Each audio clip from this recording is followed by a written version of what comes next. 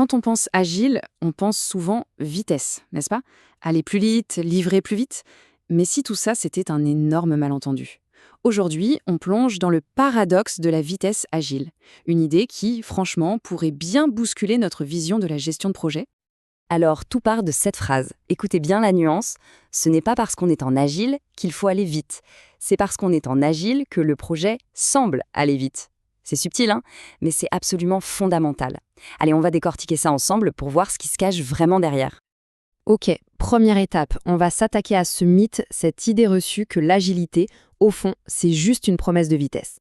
Du coup, la question qu'on doit se poser, c'est si ce n'est pas la vitesse, alors c'était quoi la promesse de départ de l'agile? Qu'est-ce que cette méthode était censée nous apporter à la base? Eh bien, la voilà, la réponse. Elle est super claire en fait. L'agile n'a jamais, jamais promis la vitesse. Ce qu'elle a promis, c'est la fluidité. Pensez-y une seconde. C'est la différence entre, disons, un sprint complètement chaotique sur un tapis de course et une nage hyper efficace, puissante en plein courant.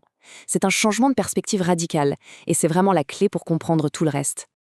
Bon, maintenant, voyons un peu comment cette confusion entre vitesse et fluidité se joue sur le terrain. C'est quoi la vraie différence? C'est là que le bas blesse en fait. Beaucoup trop d'organisations transforment l'agile en une espèce de course à l'échalote.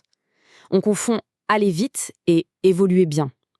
On est obsédé par la vélocité, les chiffres, et on oublie complètement le but du jeu, qui est de s'adapter, de suivre un chemin qui est peut-être moins direct, mais tellement plus solide. Ce tableau, il résume tout parfaitement. D'un côté, le mythe de la vitesse. On se concentre sur la vélocité, on pousse les équipes, c'est la course. Et de l'autre, la promesse de la fluidité. Là, le focus, c'est l'adaptabilité, le flux. Le but, ce n'est pas de pousser plus fort, mais de retirer tout ce qui bloque pour que ça avance naturellement. Du coup, comment on l'atteint cette fameuse fluidité? Eh bien, la solution, ce n'est pas d'appuyer sur l'accélérateur, c'est de dégager la route, de nettoyer tout ce qui freine l'équipe. Le point central, il est là. L'agile, ce n'est pas une potion magique qui crée de la vitesse, non. C'est un outil incroyable pour repérer et éliminer les obstacles qui empêchent une équipe d'avancer à son rythme naturel.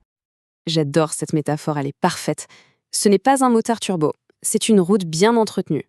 Vous voyez l'idée? L'agile, c'est pas un truc qu'on rajoute pour forcer la machine. C'est le fait de créer des conditions parfaites, une route lisse et sans nid de poule, pour que la voiture puisse rouler à sa meilleure vitesse, sans effort et en toute sécurité. Et comment on fait pour entretenir cette route? C'est simple, il y a 3 conditions. D'abord, il faut un cadre de travail hyper clair. Ensuite, il faut que tout le monde partage la même vision, qu'on sache où on va. Et enfin, il faut cette boucle, livrer, tester, ajuster, sans arrêt. Quand on a ces 3 choses, les équipes ne sont plus freinées. Elles peuvent enfin avancer. Et c'est là qu'on arrive au truc le plus intéressant de toute cette histoire, le paradoxe de l'accélération. Cette impression de vitesse qui apparaît, comme par magie, quand tout se met enfin à fonctionner comme il faut. Alors le voilà, ce fameux paradoxe. Plus on donne d'espace à l'agilité pour respirer, plus on a l'impression que ça accélère. La vitesse, en fait, ce n'est pas le but, c'est juste un effet secondaire, une conséquence logique d'un système qui tourne sans friction.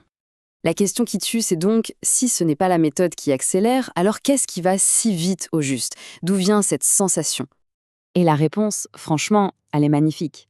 Ce n'est pas la méthode qui va vite, c'est l'intelligence collective qui se remet enfin à avancer. La vitesse qu'on ressent, ce n'est rien d'autre que le son d'une équipe libérée de ses chaînes qui peut enfin utiliser tout son potentiel. Et pour finir, voilà la question qu'on devrait tous se poser dans nos boulots. Est-ce que notre organisation cherche à construire un moteur turbo en poussant, en forçant constamment, ou est-ce qu'elle s'applique à maintenir une belle route bien entretenue pour que les gens puissent avancer? Pensez-y, parce que la réponse, elle peut absolument tout changer.